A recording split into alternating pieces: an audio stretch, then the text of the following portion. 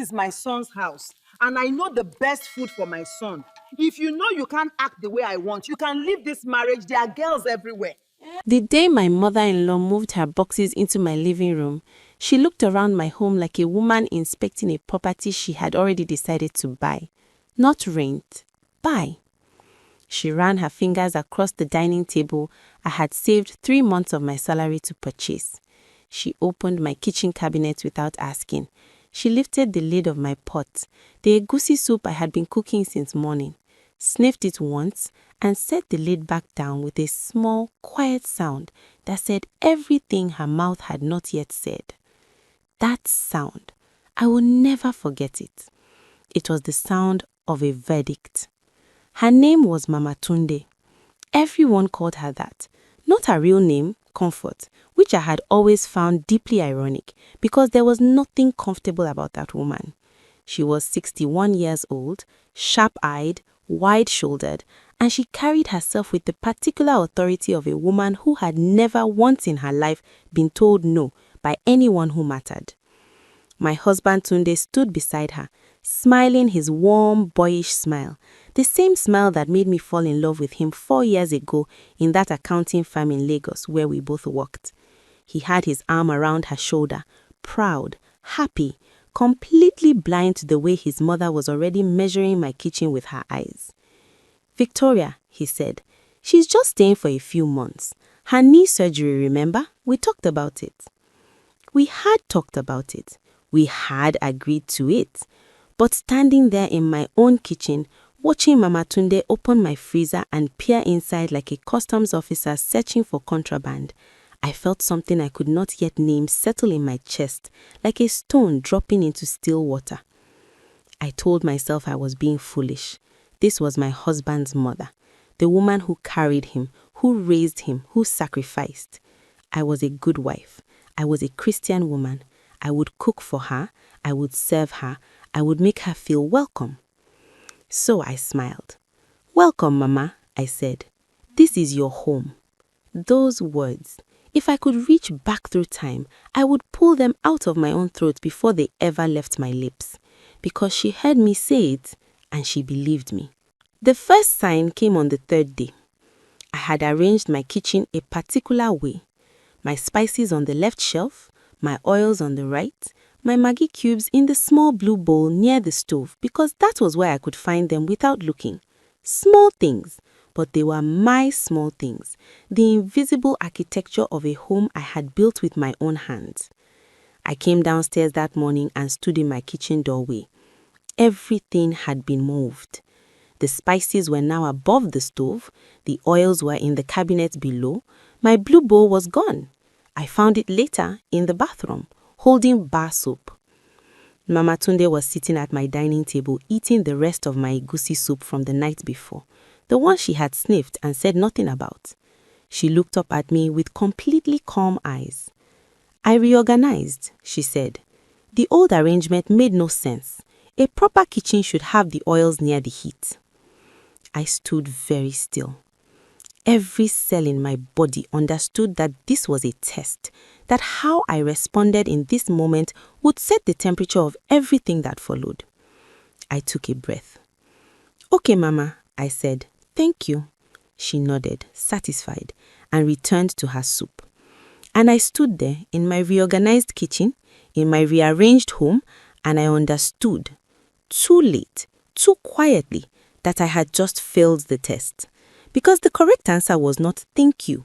The correct answer was, "this is my kitchen." But I didn't say it. And so the slow, quiet war began. By the 2nd week, Mama Tunde had opinions about everything. My cooking was too sweet. She told Tunde this at dinner, not me, as though I was a kitchen staff whose performance was being reviewed by management. She said my jollof rice lacked depth. She said my fried plantain was too soft. She said I used too much oil. Tunde, my husband, my partner, the man who had eaten my cooking for 3 years of marriage and never once complained, that man nodded along. "She has a point, Vicky," he said one evening, not looking up from his phone. "My mother's jollof rice has this smoky flavor. You should ask her how she does it." I was standing at the sink washing dishes. My back was to him. Good thing too, because he would have seen my face. Ask her how she does it. I gripped the edge of the sink. The water was running over my hands, warm, then hot, but I barely felt it. Sure, I said, I'll ask her. I did not ask her. What I did instead was wake up every morning and pour everything I had into that home. I cooked, I cleaned, I arranged. I made sure Tunde's shirts were ironed, his lunches packed, his evening meals ready. I told myself that my work would speak for itself, that Tunde would see, that love was not proved by arguments, but by service. But there is a particular kind of blindness that comes over a man when his mother is in the house. I have seen it in other women's marriages, and I always thought, naively, foolishly, that Tunde was different. He was not different. He was just a son, and she was his mother, and that bond, ancient and cellular, bypassed everything else, including me. The bedroom issue started in the 4th week. Mama Tunde complained that the guest room was too cold. The air conditioning unit, she said, gave her pain in her knee. She needed a warmer room. The master bedroom, which faced the back of the house and caught less direct breeze, would be better for her recovery. I heard Tunde come to bed late that night. I was not asleep. He climbed in beside me, was quiet for a long moment, and then said, Vicky, I was thinking about Mama's knee. I stared at the ceiling. She's not comfortable in the guest room. I said nothing. It's just temporary, he said, just until she heals. We can sleep in the guest room for a few weeks. It's not a big deal.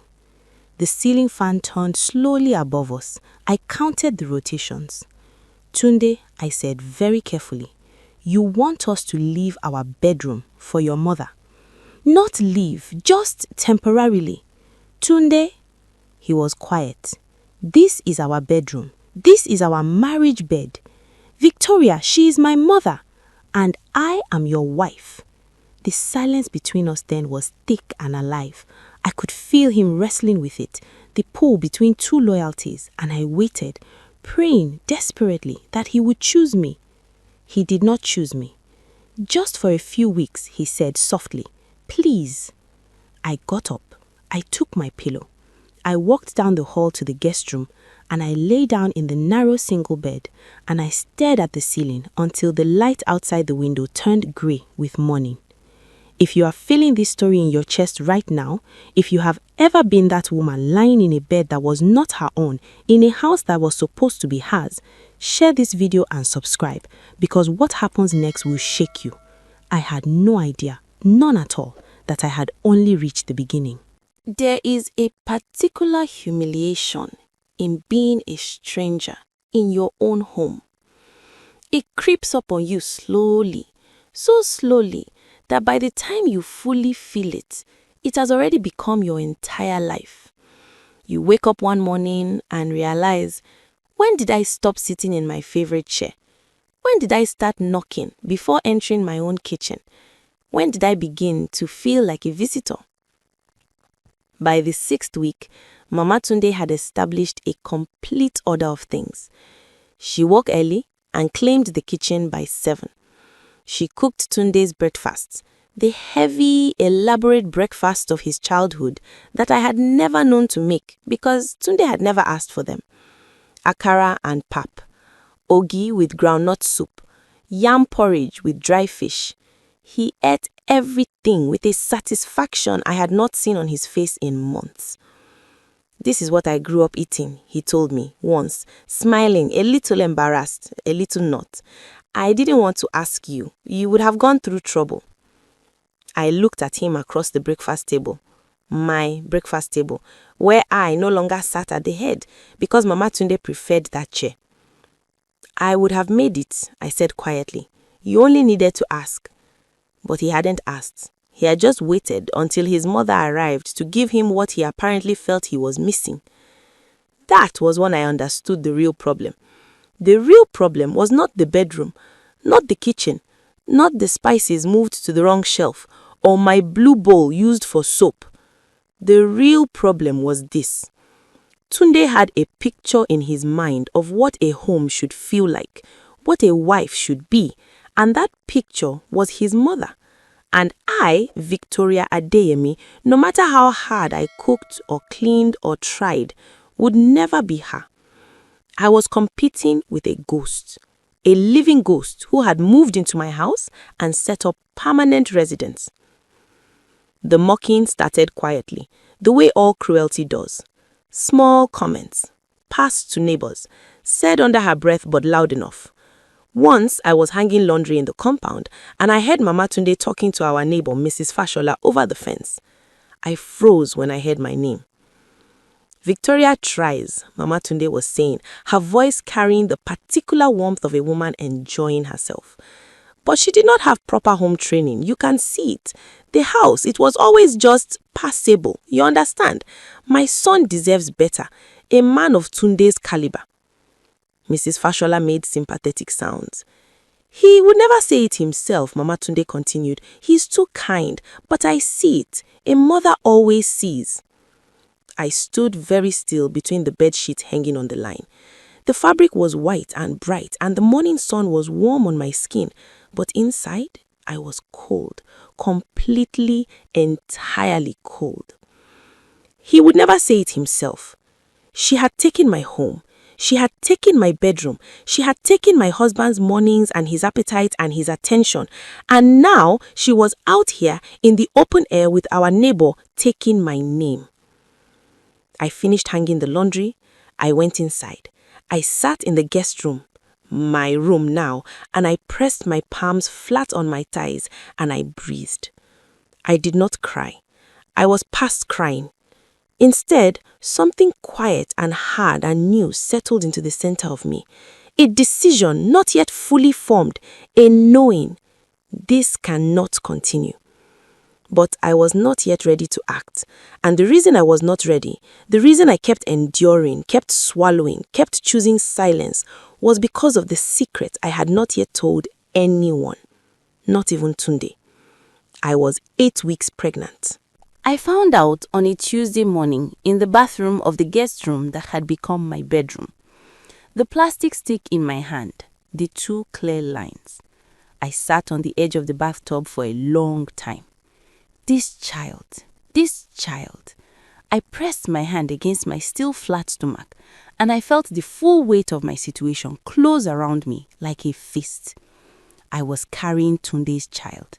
I was sleeping in the guest room of my own house.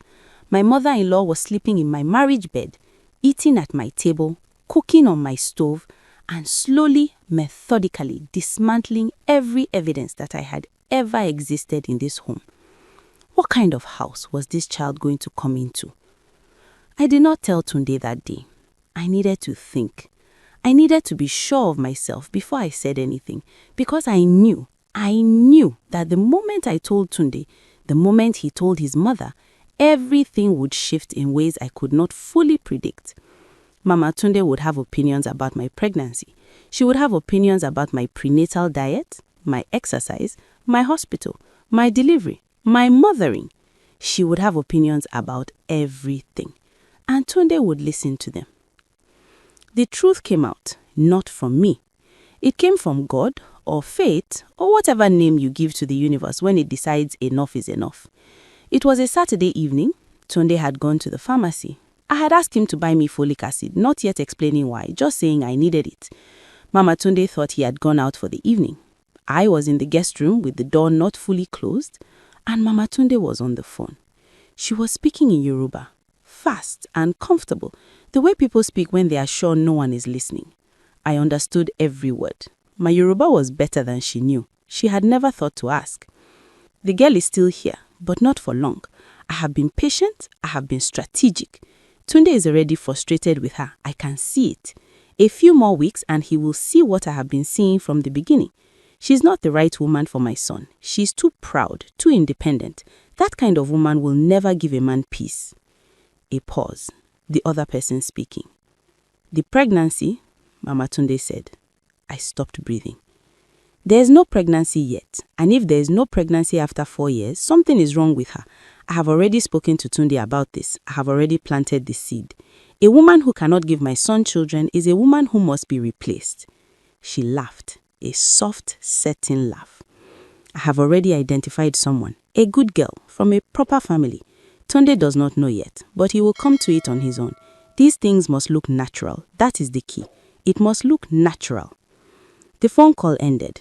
I sat in the guest room. The folic acid was in my hand. I had been holding it the whole time, forgotten. I looked at it. If there is no pregnancy yet. She did not know. But more than that, she had planned this. The kitchen reorganization, the bedroom, the breakfast table, the comments to Mrs. Fashola, none of it was thoughtless or impulsive. It was a campaign, careful, patient, and deliberate.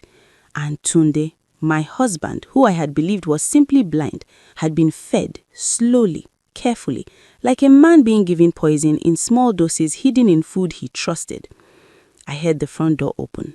Tunde was back. I heard him call out, "Mama, I'm back." And then his footsteps paused somewhere in the hallway, close to Mama Tunde's room. And I realized he had come in through the back, through the kitchen, past the hallway where Mama Tunde had been standing during her phone call. He had come in quietly, and the door had not been fully closed. I came out of the guest room slowly.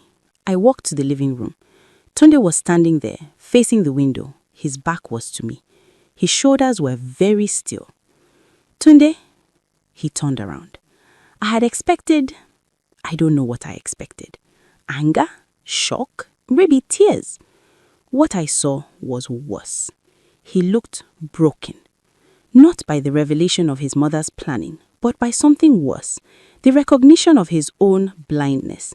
The moment a man sees clearly for the first time what has been happening around him while he was too comfortable to look. "Vicky," he said. His voice was rough. "You heard." It was not a question. I closed my eyes. "How long?" he asked. "How long has this been going on?" I looked at my husband, this man I loved, this man who had displaced me from my own bedroom, who had nodded along while his mother reviewed my cooking, who had chosen comfort over clarity at every single turn. "Since the day she arrived," I said. He sat down. I told him about the pregnancy that night.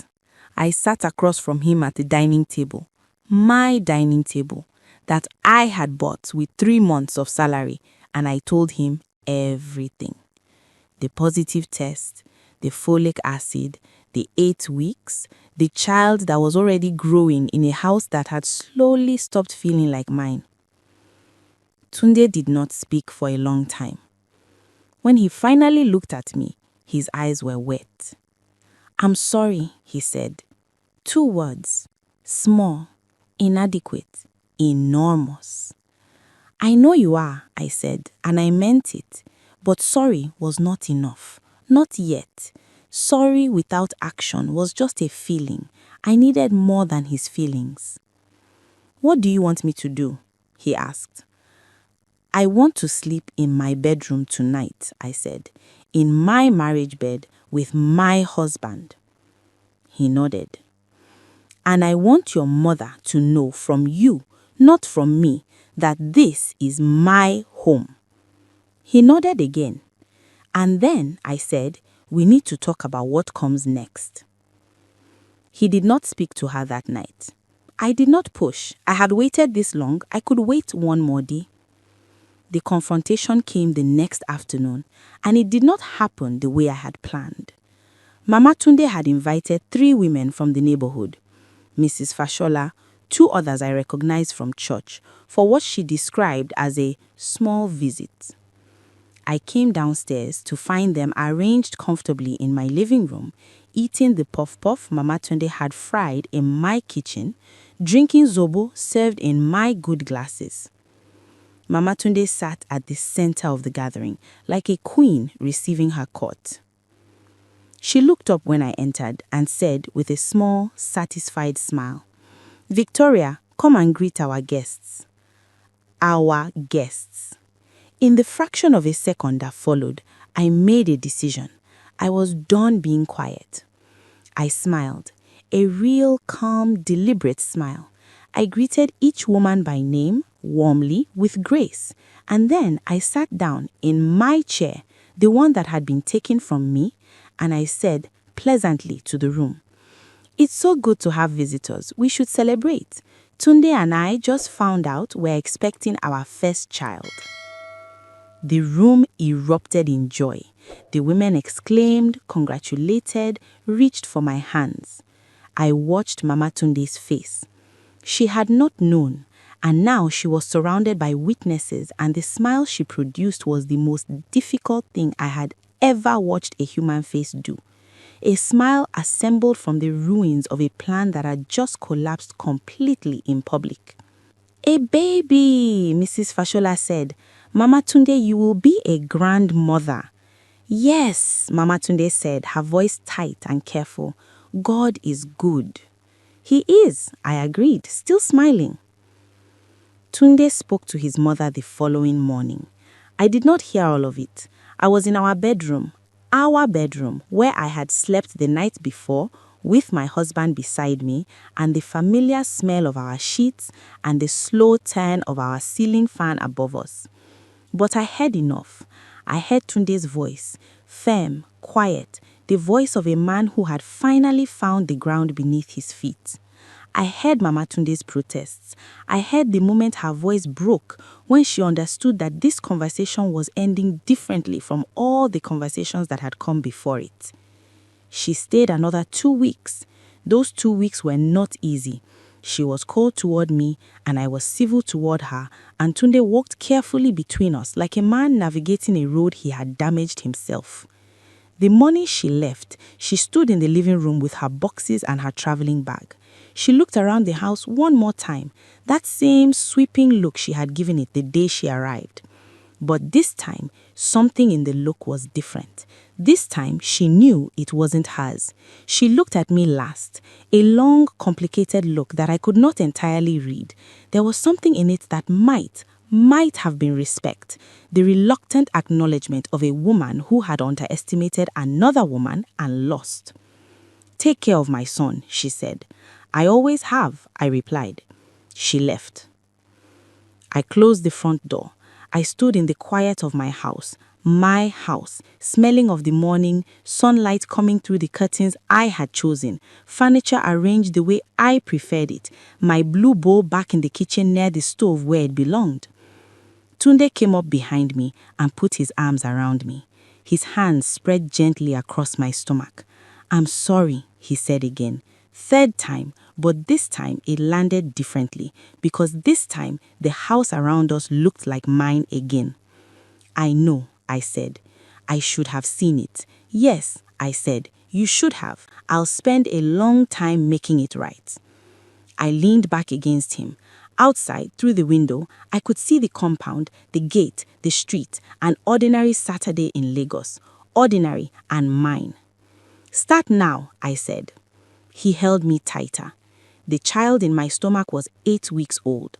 The house was ours again. The bedroom was ours again. The kitchen and the dining table and the good glasses and the blue bowl, all ours again. I had not fought loudly. I had not screamed or broken things or issued ultimatums in anger. I had endured and watched and waited and chosen my moment. And when the moment came, I had simply told the truth. That is sometimes all a woman needs to do. Tell the truth, in public, with a smile on her face and witnesses in the room, and let the house of cards fall on its own.